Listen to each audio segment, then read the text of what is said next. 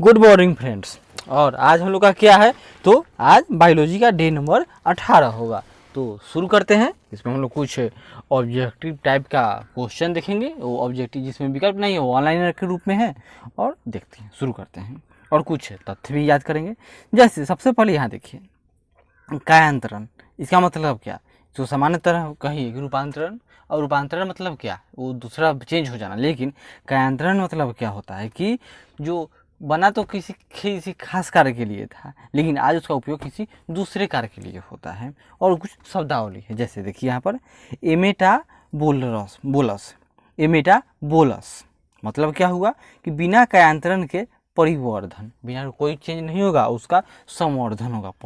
परिवर्धन मतलब संवर्धन। जैसे उदाहरण लेपिस्मा, याद कर लीजिए। लेपिस्मा किसका उदाहरण है? तो यह एमेटाबोलस का उदाहरण है। इसी तरह पैरामेटाबोलस, पैरामेटाबोलस तो इसके मतलब देखते क्या हुआ, मतलब नियमित क्रमिक कायांतरण। इसमें मतलब बारंबारता, इसकी फ्रीक्वेंसी है कि यह बार बार इसमें चेंज होते रहता है, कायांतरण होगा। यानी मेटामॉर्फिज्म, यह शरीर के अंग के संबंध में होता है कि बना किसी खास, जैसे कि घोड़े का अगला पैर, चमगादड़ का अगला पैर क्या हो गया, यह पक्षी का। वो घोड़े का अगला पैर है वो दौड़ने का काम आता है, चमगादड़ का अगला पैर है उसको उड़ने का काम आता है। या कहिए कि मानव का जो अगला दोनों पैर है वो आज हाथ हो गया इसका। हेमीमेटाबोलस, हेमीमेटाबोलस से क्या है, अल्प कायांतरण। उदाहरण ड्रैगन फ्लाई, कम इसका चेंज हुआ। होलोमेटाबोलस, होलोमेटाबोलस यानी अल्प कायांतरण। उदाहरण मच्छर, चींटी, तितली इसका उदाहरण है। प्रतिकर्मणी कायांतरण, प्रतिकर्मणी कायांतरण मतलब जटिल लार्वा से सरल वयस्क का परिवर्तन होता है। उदाहरण के लिए हर्डमानिया। और यहाँ देखिए कुछ और शब्दावली है, जैसे जनन संबंधी कुछ महत्वपूर्ण तथ्य।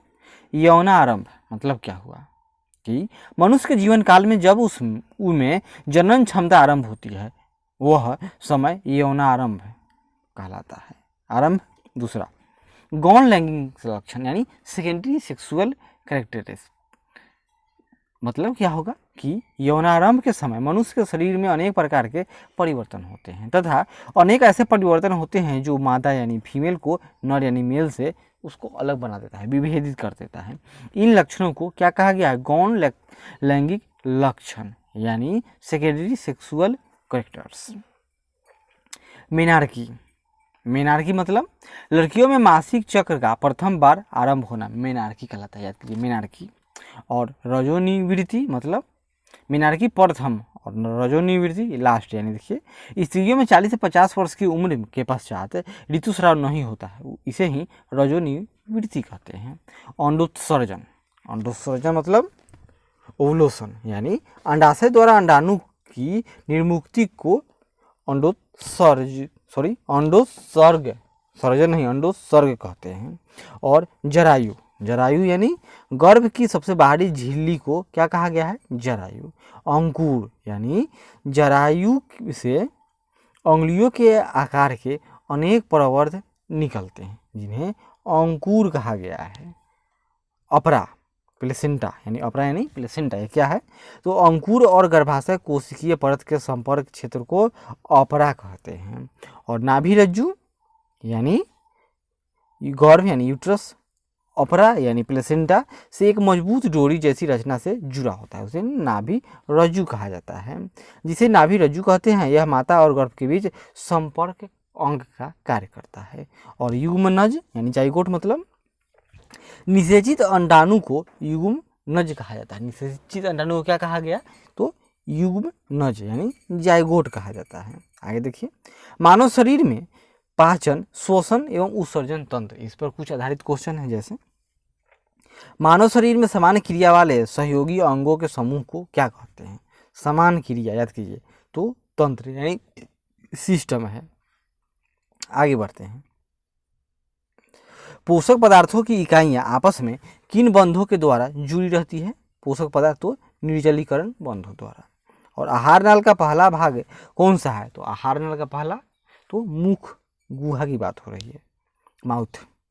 और आहार नाल के प्रमुख भाग कौन कौन से होते हैं? तो मुख गुहा, मुंह, यानी ये मान लेते हैं। तो यहाँ पर अगर मुंह हो गया, फिर ये तो ग्रासनरी, फिर यहाँ पर एक बड़ा सा आमाशय आएगा और नीचे इस तरह का आंत में दो, एक छोटी आंत और एक बड़ी। अब आगे बढ़ते हैं। याद देखिए, मुख गुहा के ऊपरी भाग को क्या कहते हैं? तो मुख गुहा के ऊपरी भाग तालु। और जीभ के ऊपरी सतह पर कई छोटे छोटे अंकुर होते हैं, उन्हें क्या कहा गया है? उन्हें टेस्ट बुड्स यानी स्वास्थ्य कलिकाएं कहा जाता है जीभ पर, जिससे हमें स्वाद का अनुभव होता है। जीभ के अग्र भाग से किस स्वाद का पता चलता है? तो जीभ कैसा होता है ना, जीभ होता है इसके अग्र भाग यानी यहाँ से मीठे का, और जीभ के पश्च भाग यानी पीछे वाले भाग को, तो यहाँ से क्या होगा? तो कड़वा, तो मीठा आगे कड़वा पीछे होगा। और खट्टे स्वाद तो ये दोनों अगल बगल में। क्लियर होगा? तो खट्टे स्वाद बगल के भाग में होंगे। और मनुष्य के दांत कितनी बार निकलते हैं? तो याद कीजिए 2 बार। और मनुष्य के दांत किस प्रकार के होते हैं? तो मनुष्य के दांत गर्त दंती। याद कीजिए, मनुष्य के दांत क्या होगा?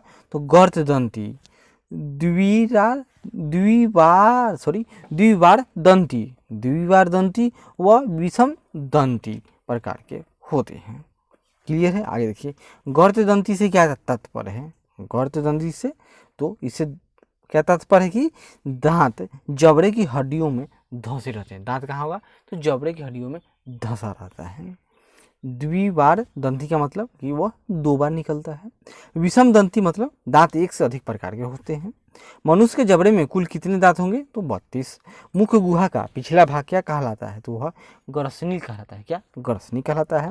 कंठ द्वार से आगे एक पट्टी जैसी रचना क्या कहलाती है? कंठ द्वार से आगे एक पट्टी जैसी रचना तो एपिग्लोटिस कहलाती है। क्या कहलाती हो? तो एपिग्लोटिस कहलाती है। आगे देखिए, मुख गुहा से लार से सना हुआ भोजन कहाँ पहुँचता है? तो मुख गुहा के बाद यह ग्रास नली में जाएगा। और ग्रास नली क्या है? पाइप है। और ये कहाँ खुलेगी? तो एक आमाशय में खुलती है जाकर। और गर्भ है ग्रास नली की दीवार। याद कीजिए, ग्रास नली की दीवार में संकुचन और सिकुड़न को क्या कहेंगे? वो क्रमाकुंचन कहा जाता है। आमाशय कहाँ स्थित होता है? तो आमाशय उदर गुहा में बाईं ओर स्थित होता है। तो आमाशय कहाँ होगा? तो उदर गुहा में, मतलब ये आहार नली हो गया यहाँ पर बाईं ओर। और आमाशय के कितने भाग होंगे? तो आमाशय के भाग, तो अग्रभाग उसको क्या कहा गया? उसको कहा गया अग्रभाग कार्डियक, बीच वाले भाग को फुंडिक और पश्च भाग को पाइलोरिक कहा गया है। आमाशय की लंबाई कितनी होगी? तो 30 सेंटीमीटर। आमाशय से कौन सा अम्ल निकलता है? तो HCl यानी हाइड्रोक्लोरिक अम्ल। आमाशय में हाइड्रोक्लोरिक अम्ल का क्या कार्य है? तो निष्क्रिय पेप्सिनोजन को सक्रिय पेप्सिन नामक एंजाइम में परिवर्तित करना, यानी यह पेप्सिन नामक एंजाइम को एक्टिव कर देता है। छोटी आंत का आरंभिक भाग किस तरह का होता है? तो छोटी आंत का प्रारंभिक भाग अंग्रेजी के अक्षर U की तरह होता है। छोटी आंत का आकार U के आकार वाला भाग क्या कहलाता है? तो वह ग्रहणी कहलाता है। और ग्रहणी की लंबाई तो यह 25 सेंटीमीटर होती है। आहार नाल के किस भाग में पाचन क्रिया पूर्ण होती है? तो वही छोटी आंत। बड़ी आंत में कौन से भाग होते हैं? तो बड़ी आंत में कोलोन तथा मलाशय होते हैं। छोटी आंत तथा बड़ी आंत को जोड़ने वाली नली को क्या कहते हैं? उसको सीकम कहा जाता है। सीकम के शीर्ष पर अंगुली जैसी संरचना क्या कहलाती है? सीकम के शीर्ष पर एक अंगुली जैसी संरचना होती है, इस बाहर इस तरह निकली रहती है, यानी बड़ी आंत की बात हो रही है। उसको अपेंडिक्स कहा जाता है। क्या? अपेंडिक्स। मनुष्य की आहार नाल में कौन सा अवशोषी अंग होता है? तो अपेंडिक्स। मनुष्य की लार में मुख्यतः कौन से अवयवी पदार्थ होते हैं? तो लगभग 99% जल तथा 1% एंजाइम होता है। क्लियर है? आगे बढ़ते हैं। यहाँ देख लीजिए कुछ कि आयुर्वेद, तो आयुर्वेद के आविष्कारक तो अत्रेय ऋषि को माना जाता है। इस भारत पाश्चात्य चिकित्सा पद्धति जो आजकल जो एलोपैथ है इसके जनक तो हिपोक्रेटस, कहाँ के? तो यूनान के थे। योग का संबंध किससे? तो पतंजलि से है। और अष्टांग हृदय का संबंध है तो अष्टांग हृदय का आविष्कारक वाग्मठ आविष्कारक थे। अष्टांग हृदय वाग्मठ। सिद्ध योग के आविष्कारक विरधकुट, सिद्ध योग के आविष्कारक विरधकुट। आगे बढ़ते हैं। शरीर विज्ञान कीमियो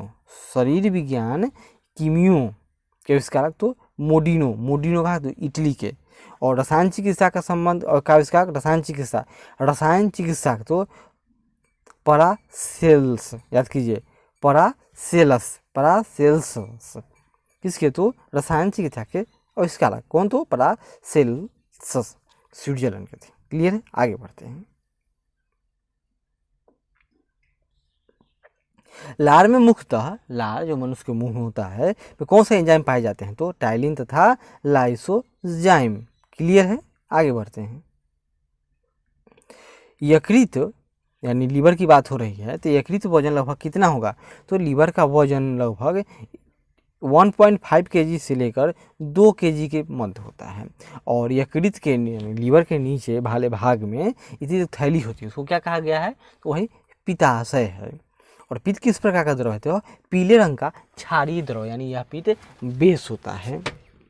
और पित्त का पीएच मान कितना होगा तो 7.7। और मनुष्य में लगभग कितना पित्त प्रतिदिन बनता है तो यह 700 से लेकर 1000 मिलीलीटर तक। अग्न्याशय यानी पेंक्रियाज की बात आ रही है तो यह क्या है तो आमाशय यानी यह आहार नल। तो इस तरह से यहाँ पर आमाशय है और आमाशय से इधर आमाशय के ठीक नीचे ग्रहणी को घेरे हुए पीले रंग की एक ग्रंथि होती है, ये आ गया। तो इसको क्या कहा गया है यह अग्न्याशय यानी यह पेंक्रियाज है। और मानव संबंधित कुछ विकार यानी बीमारी है और कुछ प्रभावित अंग जैसे ऑर्थराइटिस गाउट का संबंध तो कंकाल तंत्र इससे प्रभावित होता है। और सिंपल गाउट आ जाए तो संधिया कंकाल तंत्र यानी कंकाल तंत्र का जो जोड़ है वहाँ आपको परेशानी होगी। अस्थमा तो यह श्वसन तंत्र का विकार है। गंजापन तो यह त्वचा व सिर संबंधी विकार है। कैंसर विकार कहाँ होगा शरीर के संपूर्ण भाग में यानी सभी तंत्र इससे प्रभावित होते हैं। डैंड्रफ तो ये समस्या है त्वचा की। डायबिटीज और मधुमेह तो ये समस्या है पाचन तथा अंतःस्रावी तंत्र की समस्या है। डिसलेक्सिया तो यह किसकी समस्या तो तंत्रिका तंत्र इससे प्रभावित होता है, किससे तो डिसलेक्सिया से। और प्रोस्टेट का बढ़ना तो यह इससे प्रभावित अंग तो मूत्र प्रणाली प्रभावित हो जाएगा। इपिलेप्सी याद कीजिए, इपिलेप्सी के प्रभावित अंग मस्तिष्क। फ्रैक्चर तो मतलब हड्डी कहाँ टूटे हड्डी यानी कंकाल तंत्र। और पित्ताशय की पथरी तो इसे किस अंग पर प्रभाव पड़ेगा तो पाचन व पित्ताशय तंत्र पर प्रभाव पड़ता है। हृदय आघात यानी कहाँ होगा तो हार्ट में होगा। हाइपरटेंशन या हाई ब्लड प्रेशर तो यह रुधिर परिवहन तंत्र को प्रभावित करेगा। माइग्रेन यानी सर दर्द ये तंत्रिका तंत्र को प्रभावित करता है। ऑस्टियोपोरोसिस का संबंध किससे तो अस्थियां से है। और पार्किंसन रोग तो इससे क्या होगा तो तंत्रिका तंत्र खराब हो जाएगी। टेनिस अल्बो तेंदुलकर को ये रोग हो गया था, इसमें क्या होगा पेशियों व कंकाल तंत्र प्रभावित होता है। और अल्सर इसका संबंध भी पाचन तंत्र से, ये भी पाचन तंत्र को क्या कर देता है विकृत कर देता है। आगे बढ़ते हैं, अब हम लोग कुछ देखते हैं मुख्य ग्रंथियाँ यानी इंपॉर्टेंस ग्लैंड्स जैसे हर्डेरियन ग्लैंड्स। याद कीजिए हर्डेरियन ग्लैंड्स इनका काम क्या है तो नेत्रों में स्राव यानी जिससे आँख चिकन नहीं रहते हैं, किसका काम तो हर्डेरियन ग्रंथियाँ या हर्डेरियन ग्लैंड्स। यूट्रिकुलर ग्रंथियाँ मतलब कॉकरोच एवं कीटों के मादा जनांगों में होता है। कौन तो कॉकरोच एवं कीटों के मादा जनांगों में यूट्रिकुलर ग्लैंड्स। श्लेष्म ग्रंथियाँ यानी म्यूकस ग्लैंड्स कहाँ होगा तो मेढक की त्वचा में म्यूकस स्राव करती है। तो मेढक की त्वचा जो चिकनी होती है किसके कारण तो यही श्लेष्म ग्रंथियों के कारण। और ब्यूनस ग्रंथियाँ तो यह कशेरुक प्राणियों के यूडिनम में सकस एंटेरिक्स स्राव करती है। कौन तो ब्यूनस ग्रंथियाँ। और आगे बढ़ते हैं, पैरोटिक ग्रंथियाँ। पैरोटिक ग्लैंड्स क्या है तो इनका काम है यह भेड़ मेढक में विषैली ग्रंथियाँ भेक मेढक यानी बोलने वाली मेढक में विषैली ग्रंथियाँ क्या नाम इसका तो पैरोटिक ग्रंथियाँ। और प्रोस्टेट ग्रंथियाँ तो स्तनियों यानी मैमल एवं केंचुए के नर जनांगों की सहायक ग्रंथियाँ कौन तो प्रोस्टेट ग्रंथियाँ। और आगे काउपर ग्रंथियाँ तो काउपर ग्रंथियाँ क्या है तो यह स्तनियों के नर जनांगों की सहायक ग्रंथियाँ कौन तो काउपर ग्रंथियाँ। क्लियर है, आगे बढ़ते हैं। अब कुछ हम लोग आगे थोड़ा तेजी से चलते हैं तो देखते हैं क्या है पैरो पैरोटिड ग्रंथियाँ। तो पैरोटिड ग्रंथियाँ मतलब क्या हुआ कि यह औस्तनियों एवं केंचुओं के नर जनांगों की सहायक ग्रंथियाँ। कौन? तो पैरोटिड ग्रंथियाँ। और आगे देखिए प्रोस्टेट ग्रंथियाँ, मतलब यह औस्तनियों एवं केंचुओं के नर जनांगों की ग्रंथियाँ हैं। और पैरोटिड क्या है? तो यह भेक मेढक में विषैली ग्रंथियाँ हैं। और काउपर ग्रंथियाँ तो औस्तनियों के नर जननांगों की सहायक ग्रंथियाँ हैं। और बारथोलिन ग्रंथियाँ, तो बारथोलिन ग्रंथियाँ है औस्तनियों के मादा जननांगों में काउपर समान सहायक ग्रंथियाँ होती हैं। और पेरिनियल ग्रंथियाँ तो खरगोश में गंध ग्रंथियाँ। कौन? तो पेरोनियल ग्रंथियाँ। और आगे बढ़ते हैं कोलेट्रियल ग्रंथियाँ। कोलेट्रियल ग्रंथियाँ क्या है? तो मादा तिलचट्टे के जनांगों में सावन उत्थिका का निर्माण करते हैं। कौन? तो कोलेट्रियल ग्रंथियाँ। और वाइटेलाइन ग्रंथियाँ, तो वाइटेलाइन ग्रंथियाँ क्या है? ये तो प्लेटी हेल्मिन्थीस प्राणियों के जनांगों में होता है। कौन? तो वाइटेलाइन ग्रंथियाँ। और फीमेल ग्रंथियाँ, तो फीमेल ग्रंथियाँ कहाँ होगा? तो रेप्टाइल्स यानी सरीसृप प्राणियों की जंघाओं पर पाई जाती हैं। और आंत ग्रंथियाँ, तो यह कशेरुक प्राणियों की आंतों में पाई जाती है। कौन? तो आंत ग्रंथियाँ। और वसा ग्रंथियाँ यानी फैट ग्लैंड्स, तो औस्तनियों की त्वचा में पाई जाती है। और श्वेत ग्रंथियाँ, तो औस्तनियों की त्वचा में पसीने की ग्रंथियाँ होती है। और आगे बढ़ते हैं स्विम रेडन ग्रंथियाँ। तो स्विम रेडन ग्रंथियाँ क्या है? तो यह मेढक में स्पाइनल के दोनों ओर स्थित होती है। कौन? तो स्विम रेडन ग्रंथियाँ। और औस्तनी ग्रंथियाँ, तो औस्तनियों में दूध का स्रावन करती हैं। आगे बढ़ते हैं, आगे क्या है अब? तो सेरुमीनस ग्रंथियाँ। तो सेरुमीनस ग्रंथियाँ क्या है? तो औस्तनियों की कर्ण गुहा में मोम समान पदार्थ स्राव करती है। कौन? तो सेरुमीनस ग्रंथियाँ। और लैक्राइमल ग्रंथियाँ, काम क्या है इनको? नेत्रों में, नेत्रों का चिकनाहट एक जारी रखती है। डीप ग्रंथियाँ, तो संयुक्त नलाकार ग्रसनीय ग्रंथियाँ जो म्यूकस स्रावित करती है। और भोल ग्रंथियाँ, तो भोल ग्रंथि क्या है? औस्तनियों के नेत्रों में विशेष प्रकार की श्वेत ग्रंथियाँ होती हैं। और टार्सल, तो यह रूपांतरित वसा ग्रंथियाँ जो औस्तनियों की कर्ण गुहा में पाई जाती हैं। रुधिर ग्रंथियाँ, तो केंचुए के ग्रसनीय क्षेत्र में पाई जाती है। हीमोग्लोबिन तथा रुधिर कोशिकाओं का निर्माण करती हैं। और एग्रीगेट ग्रंथियाँ, यह मुख्यतः आंत के इलियम में पाई जाती है। कौन? तो एग्रीगेट ग्रंथियाँ। और अल्बुमिनस ग्रंथियाँ, तो अल्बुमिनस ग्रंथियाँ क्या है? तो यह मनुष्य के आहार नाल में पाई जाने वाली ग्रंथि हैं जो विशेष द्रव पदार्थ को स्रावित करती है, जिसमें मुख्यतः अल्बुमिन होता है। और लस्कास ग्रंथि, तो लस्कास ग्रंथि ग्लैंड्स क्या है? यह ग्रंथि कॉक्सिजियल शीर्ष पर पाई जाती है। और आगे देखिए भारतवर्ष में कुछ क्रांति यहाँ हुई। कौन? क्रांति, जैसे हरित क्रांति, मतलब भोजन उत्पन्न करने के लिए हुआ था। सफ़ेद क्रांति, तो दूध उत्पन्न करने के लिए। सिल्वर क्रांति, तो अंडों के उत्पादन के लिए सिल्वर क्रांति। और नीली क्रांति मछली उत्पादन से संबंधित है। और पीली क्रांति यह तेल उत्पादन से संबंधित है। आगे देखिए लैंगरहंस की द्वीपिका कहाँ स्थित होती है? तो यह अग्नाशय में यानी पेंक्रियाज में। लैंगरहंस की द्वीपिका में कौन से हार्मोन निकलते हैं? तो इंसुलिन, ग्लूकेगॉन और सोमेटोस्टेटिन। क्लियर है? अग्नाशय सही रस का पीएच मान क्या होता है? तो 7.5 से 8.3 यानी यह बेस होगा। अग्नाशयी रस में कितने एंजाइम होते हैं? तो मुख्यतः 5। कौन कौन? ट्रिप्सिन, एमाइलेज, कार्बोक्सी पेप्टिडेस, लाइपेज और माल्टेज होता है। क्लियर है? आगे देखते हैं मनुष्य में पाचन क्रिया कैसे शुरू होती है? देखिए यहाँ पर कि भोजन की पाचन क्रिया मुंह से ही आरंभ होती है। जैसे हम चबाना शुरू करते हैं, पाचन क्रिया शुरू हो गई। भोजन को चबाते समय मुंह में स्थित लार ग्रंथियां भोजन पर क्रिया करती है और कार्बोहाइड्रेट को शर्करा में बदल देती है। इसके बाद यह ग्रसन नली यानी नली में गया मुंह के बाद, जहाँ 1 सेकेंड में से भी कम समय में रुककर ग्रसिका यानी ग्रसिका में पहुँचता है। और आमाशय मौस के आकार का मांसपेशियों का बना एक थैला होता है। यहाँ इसमें हाइड्रोक्लोरिक अम्ल यानी HCl जैसे पाचक रस मिलते हैं जो भोजन को अर्ध तरल अवस्था में बदल देते हैं। और 3-4 घंटे भोजन कहाँ रहेगा? ग्रास नली है, यहाँ आमाशय में रहेगा, जहाँ अनेक क्रियाओं के बाद यह ग्रसन नली यानी डेडुनम में पहुँचता है। ग्रहणी में पहुंचता है, यानी अब छोटी आंत यहाँ से शुरू हुआ। यह छोटी आंत यानी छोटी आंत 25 से 30 सेंटीमीटर का इसका छोटी आंत का पहला भाग होता है। यहाँ भोजन के मिश्रण में एंजाइम, अग्न्याशय, पित्ताशय और आंत की दीवारों में स्थित ग्रंथियों के पाचक रस मिलते हैं और इसके बाद भोजन छोटी आंत में पहुंचता है। इसके छोटी आगे बढ़ेगा तो क्या होगा, कुंडली के आकार की मांसपेशी की यह नली लगभग 6.5 मीटर लंबी होती है। कौन, तो छोटी आंत की बात हो रही है। इसके 3 भाग होते हैं। कौन कौन, तो ग्रहणी यानी डेडूनम,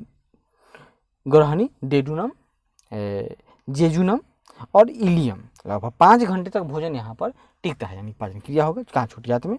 और भोजन चीनी, अमीनो अम्लों और वसा में टूट जाता है। यहीं पर अंगुली जैसी संरचनाओं द्वारा पोषक तत्व रक्त तक पहुँच जाते हैं और रक्त परिसंचरण द्वारा ये पोषक तत्व समस्त शरीर में पहुँचते हैं। छोटी आंत के बाद भोजन बड़ी आंत यानी लार्ज इंटेस्टाइन में आता है। बड़ी आंत लगभग 1.8 मीटर लंबी होती है। यहाँ पाचन क्रिया नहीं होता है, बल्कि भोजन के पानी का अवशोषण होकर ठोस मल का गुदा द्वारा उत्सर्जन होता है। मल में अपचा भोजन आंत की दीवारों से घिरी कोशिकाएं, पित्त, लवण और यकृत अम्ल आदि होता है। क्लियर है, आगे देखते हैं। अब यहाँ पर दिया हुआ है कुछ क्षेत्र, जैसे यहाँ मान लीजिए मुंह, इसमें से कौन सा ग्रंथि है, तो यहाँ पर स्राव क्या होगा, लार निकलेगा। उसका नाम क्या है, एंजाइम का, तो टाइलिन है। और इसका काम तो क्या करेगा, पोषण पदार्थ पर, तो यह स्टार्च में परिवर्तित करेगा। और स्टार्च का क्या होगा, तो यह डेक्सट्रीन में परिवर्तित हो जाएगा। यही सारा काम है जो हम लोग अगले वीडियो में इसको देखेंगे। तब तक धन्यवाद। आशा करते हैं कि अच्छा लगे तो जरूर लाइक करें, शेयर करें, कमेंट करें और सब्सक्राइब करें। धन्यवाद।